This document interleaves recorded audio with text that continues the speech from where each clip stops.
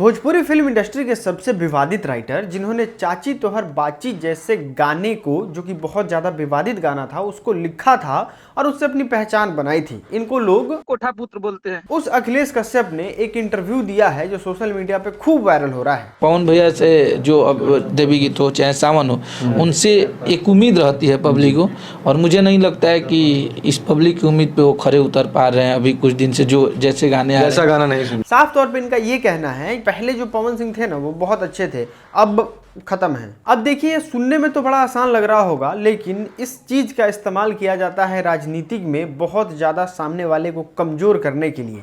एक बार आपने एक इंटरव्यू देखा होगा अखिलेश यादव का जो आज तक पे दिए थे, वहां पे भी टीवी चैनल पे भी, जिसको आप गोदी मीडिया के नाम से जानते हैं, इसका साफ तौर पे मतलब होता है मोदी का चैनल।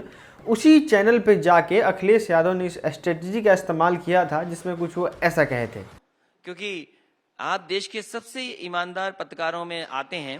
आज ठोको राज वाले लोग, ये जो बार बार आप कीचड़ उछालने की कोशिश कर रहे हैं, कीचड़ नहीं उछाल रहा हूं। एक खास शब्द का प्रयोग करके आप ईमानदार ईमानदार बार बार बोल रहे हैं, ये कटाक्ष करने की क्या जरूरत है? मैं कटाक्ष नहीं कर रहा हूं। इस मंच से बार बार एक शब्द के जरिए आप क्या कहने की कोशिश कर रहे हैं? उसी तरीके से लीड न्यूज जो चैनल है वो शुभम का चैनल है, और वहां पे ज्यादातर लोग पवन सिंह के फैंस जुड़े हुए हैं, और वहां पे अखिलेश कश्यप ने वही स्ट्रेटजी अपनाया जो अखिलेश यादव ने आज तक पे अपनाया था। चीज़ें सुनने को अब नहीं मिलता है पवन भैया के आवाज़ में, और उनके आवाज़ में ये सब जो गाने आ रहे हैं, मुझे नहीं लगता है कि ये सब उनके आवाज़ में अच्छा लगता है। पब्लिक स्वीकार नहीं कर पाती है, तो इसके लिए अब हमको थोड़ा सा बुरा लागल हुई था, मैंने हम सॉरी बोला था नहीं।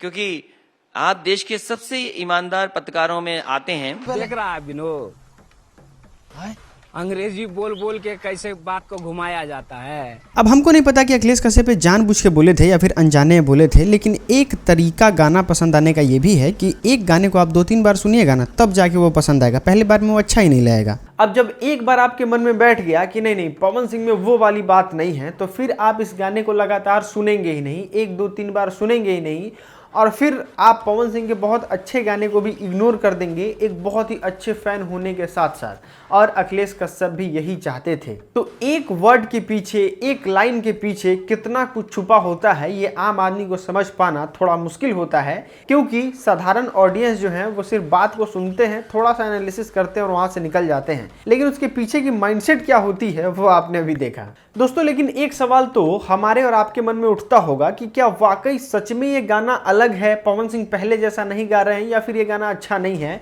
काहे बरावत खीसे बाड़ू। तो दोस्त हम आपको बता दें ये गाना बहुत ज़्यादा अच्छा है, इसलिए ट्रेंडिंग सेक्शन में ये गाना 2 नंबर तक जाके टच करके आया हुआ है। और हम आपको बता दें पवन सिंह ऐसा गाना शुरू से लेके आते रहे हैं और आगे भी लेके आते रहेंगे।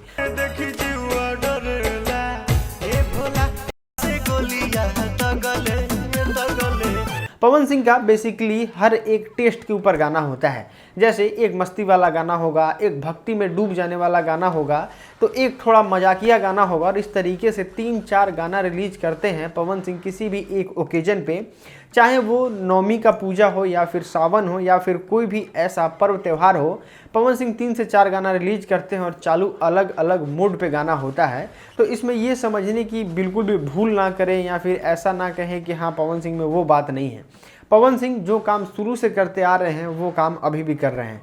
हाँ, आमतौर पे थोड़ा सा ये देखा गया है कि पवन सिंह गाना का फ्रीक्वेंसी स्लो कर दिए हैं, लेकिन जो लाते हैं वो वाकई बहुत ही वंडरफुल होता है। और वो कहते हैं ना, 100 सोनार का तो 1 लोहार का।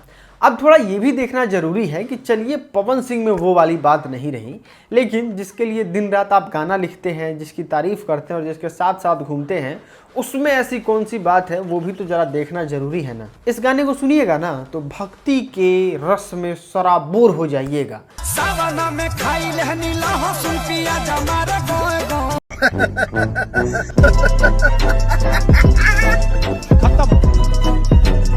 लगेगा कि मोहम्मद रफ़ी उठ के आए हैं और देवी गीत का प्रैक्टिस करके खेसारी लाल यादव की आवाज में गा दिए हैं। ले ले चली अपाची से, ओ माय गॉड, भक्ति गाना गा रहे हैं आप और इस तरीके से शब्दों का चयन कर रहे हैं, इस तरीके से गाने का मजाक बना दिए हैं कि क्या ही कहना। और पहले वाला बात किसमें नहीं रहा, उसके गाने में जिसका पुराना गाना अभी ट्रेंडिंग में है और नया गाना मेन पेज पे नंबर 2 पे ट्रेंडिंग में है। खैर दोस्तों, उम्मीद है भोजपुरी इंडस्ट्री की 1% राजनीति को आप समझे होंगे कि किस तरीके से बैकएंड में ये लोग बहुत गंदी राजनीति करते हैं एक दूसरे को टारगेट करने के लिए। और भी मस्त मस्त इन्फॉर्मेशन अगर आपको जानना है तो स्क्रीन पे ये 2 वीडियो आ रहा है, इसमें से कोई सी भी एक देख सकते हैं, बड़ा मस्त वीडियो है।